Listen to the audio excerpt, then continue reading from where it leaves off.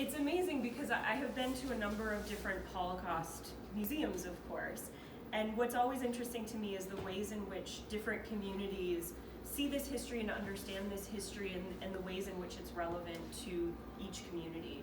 And one of the amazing things about this exhibit is that it really does focus on local liberators, local survivors, and I think that's something that's really relevant, particularly to students. This isn't a history that happened far away, it happened over there, it happened with people who aren't like them. They can come here and they can see that these are people who were in their communities, and these are things that people went through, and they can see kind of very tangible evidence of that happening. It really helps combat Holocaust denial when you can make that personal connection. When you were working on your book, what were some of the biggest surprises in your research that you found? I think I was always surprised by how much information Americans actually did have access to. So I think there's sometimes a sense that Americans didn't know anything about the Holocaust as it was happening, that liberation was a complete surprise to Americans. And certainly liberators were shocked by what they saw. They were shocked by what they were hearing, they were shocked by what they were seeing, they were shocked by the smells. But the information was available to the American people. Information early on in the 1930s of book burning, of Jewish businesses being boycotted by the Nazi Party.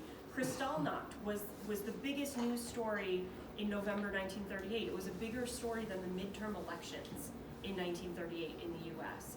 And so to say that we didn't know is letting ourselves off the hook.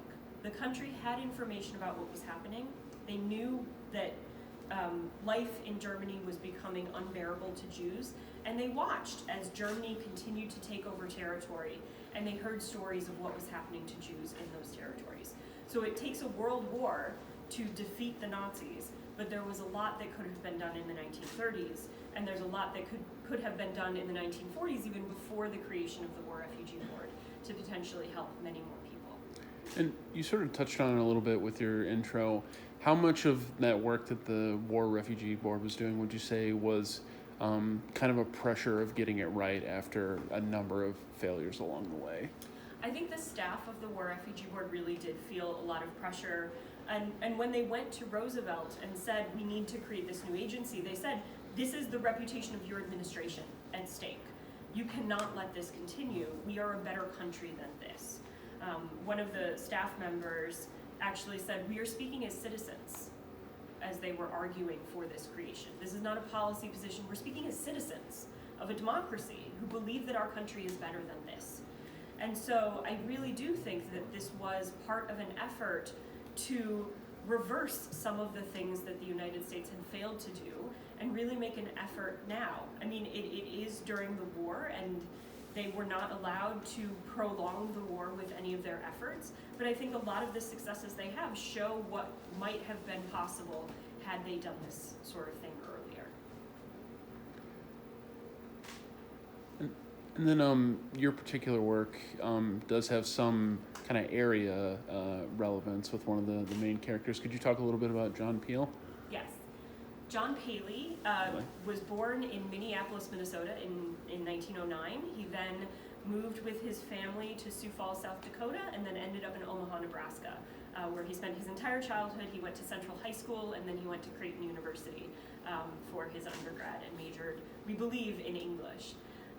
He was a fascinating guy, and he was the director of the War Refugee Board.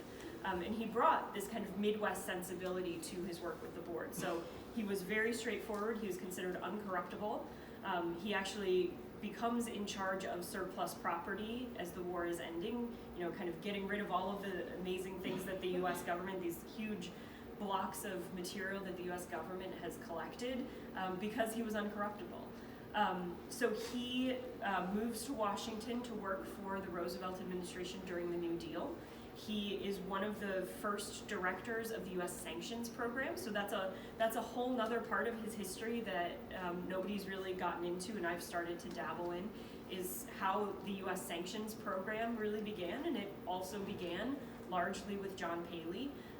By 1943, he was responsible for about $8 billion in blocked and controlled money to keep it out of the hands of the Nazis. That is about $100 billion in today's money.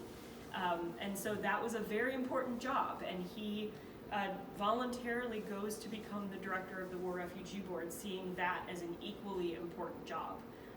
And he does a fantastic job. He then leaves the federal government in 1946 and goes into private practice and doesn't really talk about any of the things that he did. And so I'm really glad that he's starting to get some more attention now, because I think he is a local hero and someone who's largely gone unrecognized.